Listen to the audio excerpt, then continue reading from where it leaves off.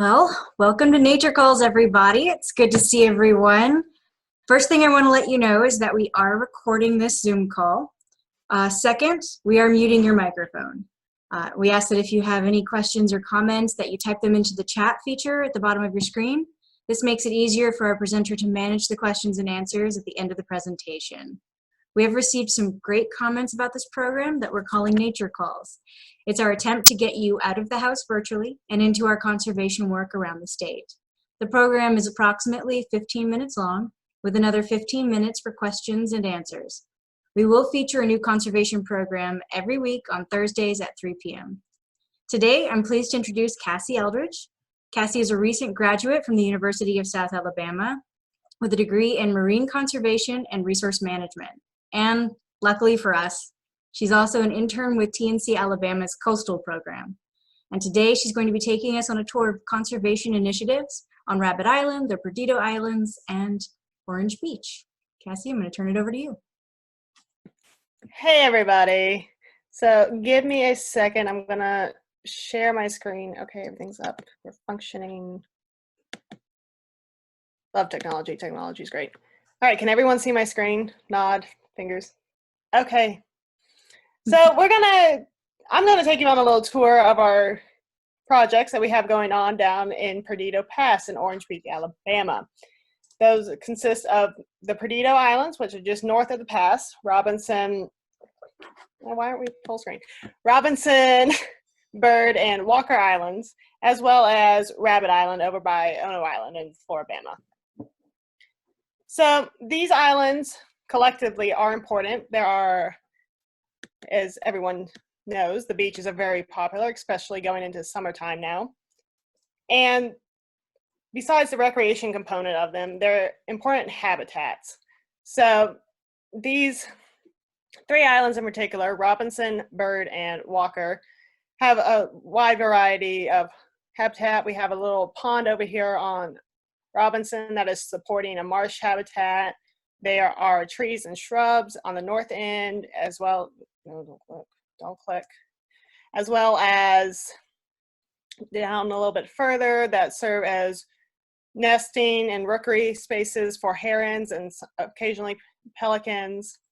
We have coastal plain areas that's a little more shrubby, kind of the in between the trees and the marsh, where you can get a lot of songbirds. And then there's also the white sugar sand beaches that each island does boast. They are important for everyone to go out and enjoy the sun, get that vitamin D to avoid COVID, as well as for the birds, such as our migratory least terns. Bird Island has historically been a site for least terns for nesting and roosting because they do like the bare sand. And then Walker over here is also starting to get a little bit of an upland area. And by upland, I mean trees and shrubs. So I will talk about that a little bit later and why that's important. But on top of just the beaches and the upland habitats themselves, there's also the submerged habitats. So you have seagrass beds, which are all these dark spots on top of the light brown. All this light brown is actually sand. But these dark brown areas are seagrass beds, which are very productive, not only for nursery habitats for our ever important redfish and red drums, but also for the birds and the people, as everyone does rely on these areas and these habitats. Pardon me. So moving into it, the main goal of the Perdido Islands project is actually providing a conservation management plan that will help support the sustainability and the resiliency of these islands. As you can see, everyone loves these islands, especially with this picture to the right. Everyone loves these islands. Everyone loves to be out on the islands and just enjoy the nature that's around. So having a plan to help the islands stay open for the public as well as for nature and just have everyone coexist on these important secondary barrier islands is the main goal. Why'd you click? All right. So we'll start off with talking about Rabbit Island, which is actually a preserve owned by the Nature Conservancy. and it is over on the, about at the very east end of Ono Island. Yes, it's east. Rabbit Island is important itself as a marsh habitat area, but it is also surrounded by very lush seagrass beds, which you can see in this picture, all these little dark areas surrounded by the blue dots. Now, these blue dots actually represent our no motor zone buoys.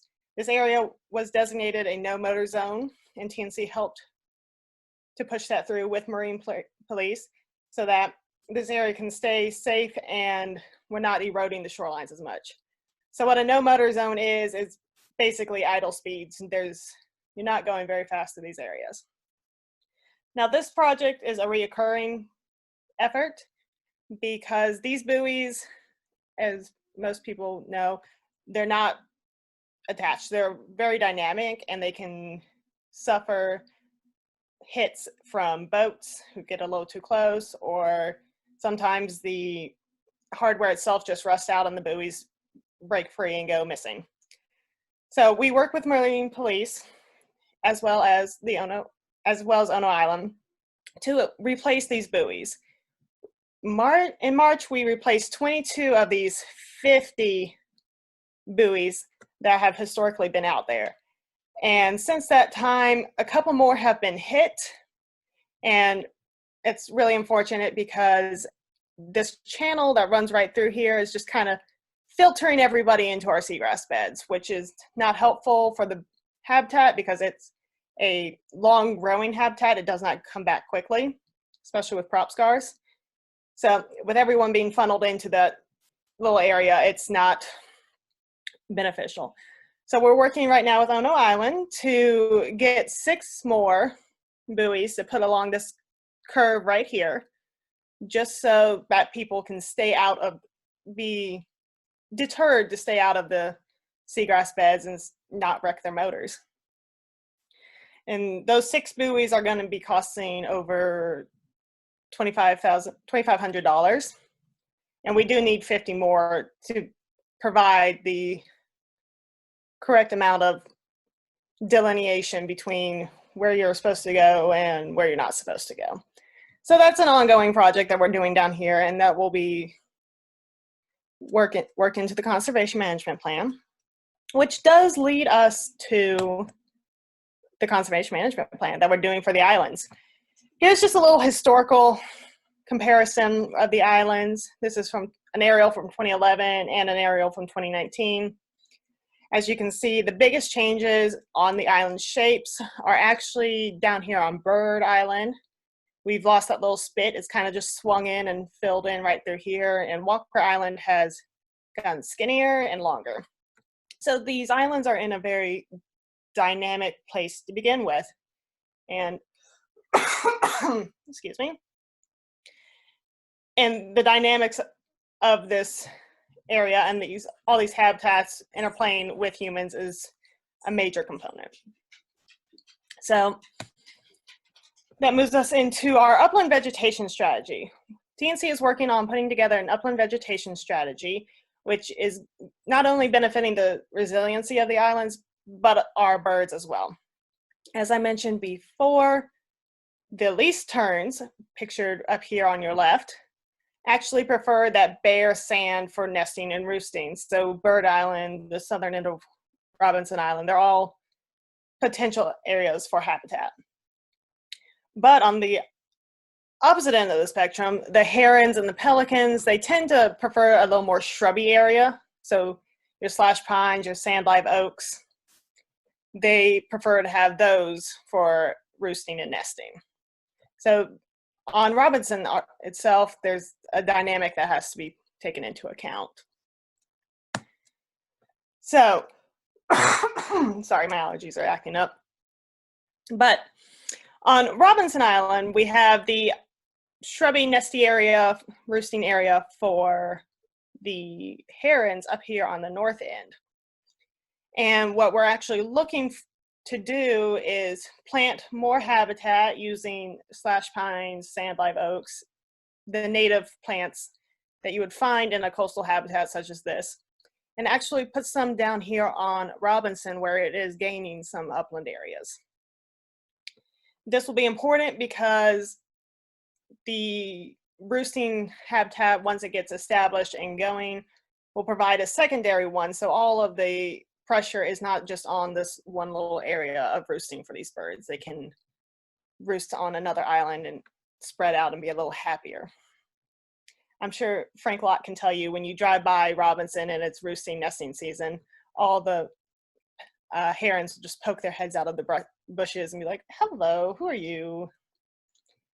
Anyway, moving on to the southern and more sandy areas, well, for shoreline stabilization, as well as providing habitat for not our migratory birds, but more of our songbirds, the birds you'll see in the coastal plains anyway, will be down here with the ground covers such as morning glories and switchgrass, but still keeping the beach open enough for the public to go and enjoy the islands and have a sense of pride for them.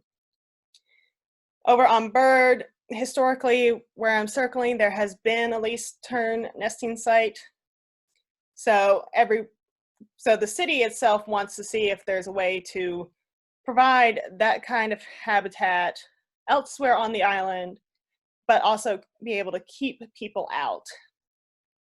So I believe currently there's a rope line that kind of covers these vegetated areas just to keep people out, but you can see there's still enough of an area for everyone to go enjoy the beaches.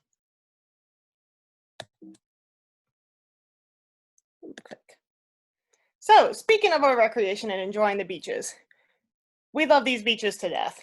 As you can see, the picture to the left has a bunch of pink dots on it, and each of those pink dots is actually a boat.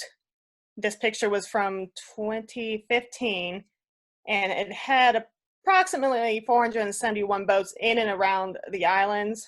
So it's just a ton of people getting out and enjoying nature and the sun. So what we're working with the city and other individuals, we're trying to get aerials for these islands over the major summer holidays, so Memorial Day, 4th of July, and Labor Day, because those kind of signify the beginning of our high season where there's a ton of tourists because our Floribama line is right over here on the horizon. You know, a lot of people do come right down through Floribama to come hang out at Alabama's beaches. So getting those aerials and figuring out how many people on average can or do visit these islands is important for this recreational use, because that's going to help to inform how we want to see these islands evolve over time with our sustainability and resiliency.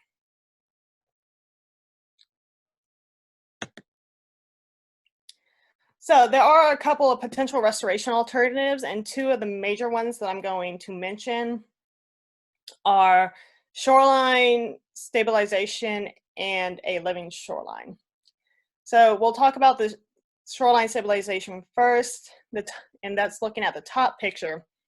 Up here, the beach has been eroded from different activities, heavy rainfall, you name it, the sand has eroded, which has resulted in a loss of habitat, a loss of this scrub brush area, a loss of nice soft sand for everyone to go and enjoy the beaches. So this is where the working with the city and the vegetation plan come into play, because we want to be able to put more sand back up there, and it would be beneficial use of sand dredge material. The Army Corps does dredge the pass fairly regularly just because of the dynamics of the system. And both Bird Island and Robinson, the southern tip of Robinson, which we're looking at right now at the top, have been designated as spoil sites for that dredge material. So that's a real important thing. And if we can figure out a way to keep that sand stabilized and keep it from washing away and blowing away, that will be immensely helpful and beneficial. A lot of that has to do with the vegetation that we plant out there, the ground covers, work a lot like our yards and our grasses. They just hold that sand in place and don't let it go. So it'd be using a bunch of morning glory, switch grasses, sea oats, the likes of that, to have everything stabilized, but still be able to use for nature and people. And then we're also looking at a living shoreline, which works a lot like a bulkhead does, but it provides more secondary benefits. So this is the bottom picture, and this rock line is actually the living shoreline that the city of Orange Beach has put in at the north end of Robinson in an effort to keep the north end from eroding away and all those trees and bushes that are important for the herons to roost in from collapsing into the sea. So the city actually wants to extend this living shoreline further to the west, wrap it a bit around the top of the island a little bit more, and actually backfill where this heron is and put marsh in there. That would help provide more of a nursery habitat for the red drum, other commercially important fish, as well as provide more foraging habitat for the herons and other birds. So those are just two of the biggest potential restoration alternatives that we will be looking at for this. So, as we know, everyone loves these islands, especially all the native Alabamians.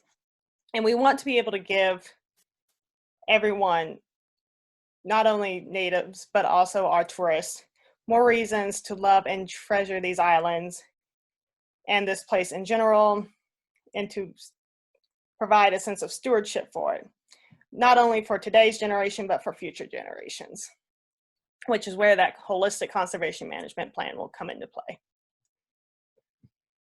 So that really does into our outreach and engagement. This area is a hotbed for a lot of industries. We're working with organizations such as the U.S. Fish and Wildlife Service, who are worried about the dolphins and the manatees and the turtles who visit the area or call it home, depending on what time of year we're in. But we're also working with state organizations such as Audubon, because they are worried about how the birds are using these habitats on the islands. And that plays into working with the city of Orange Beach, because they actually manage the islands for the long term. So once the conservation management plan is done and it's holistically put together and all our partners are happy with it, they will take over that conservation management plan and use it to help maintain and sustain these lovely islands. We also work with local organizations such as the Islands of Perdido Foundation, because they're worried not only about the habitats, but also being able to use these areas for the beaches, because everyone does recognize how important these areas are for both people and humans, people and animals. So it's just all the communication levels are intertwined to keep these islands together for both people and the animals. And with that, I will take any questions.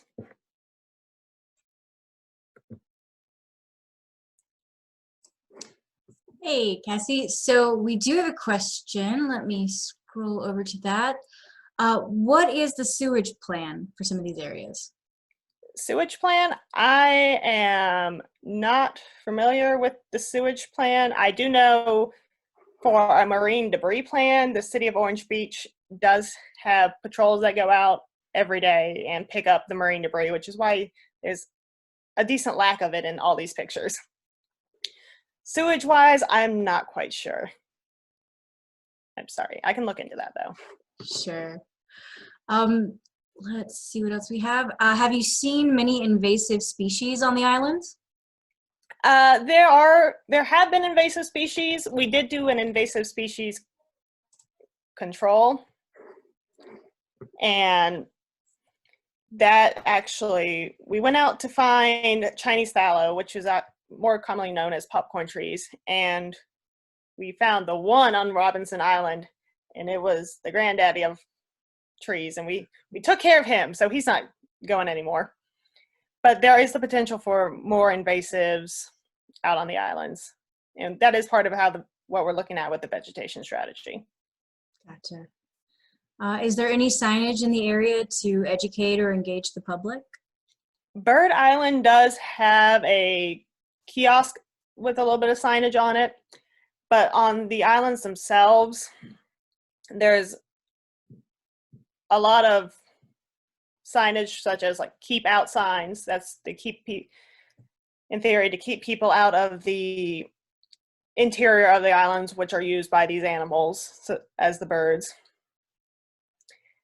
And pardon me, the keep out signs, actually we did put the U.S. Migratory Bird Act ordinance on those, which gives the local authorities a little more power in keeping people outside of those areas. There's also the leave only footprints for trash. There's a couple individual trash signs showing where the trash cans are on Bird Island. There's the no dog signs posted around the islands to keep them out of the interior of the islands. So there's a lot of individual signage, but there's no like big signage for at the marinas or anything. Gotcha. And just real quick for everyone, Judy Hayner, our Director of Conservation down at the coast, has popped in to say that as for the sewage, we are looking into a poop barge with the city. They have done this at Crab Island in Destin, so we're using that as an example. The next question we have is, do you see a lot of increased debris or trash thrown in the water around the islands, especially this time of year? Anecdotally, I have heard from the marine debris team that they're starting with the holidays, and as more people get out, there's more floating debris, some more plastic bottles. Sometimes they leave like sand toys and everything behind. So anecdotally, I've heard that there's more trash, but the team does a very good job of picking that up before anyone can see it. That's good. All right, well, I am not seeing any other questions at the moment, so I think we might wrap up. Cassie, thank you so much. That was fantastic. Thank you. It was a fascinating look at your team's work. Nature Calls will feature a new area of TNC Alabama conservation each week on Thursdays at 3 p.m. Next week, Steve Northcutt will take us on a tour of land protection efforts around the state. Everyone on this Zoom call today will receive an invitation to next week's program. Feel free to share the invitation by forwarding the email that you receive, or you can send us someone's email address and we will add them to our list. As we can see, conservation never stops. The work goes on, even during a pandemic, when the rest of us are hunkering down at home. We need your financial support now more than ever. If you can, please make a gift today at support.nature.org/Alabama. And if you do, please send us a quick email so that we can be sure your gift is received and acknowledged. Thank you so much for joining us, everyone.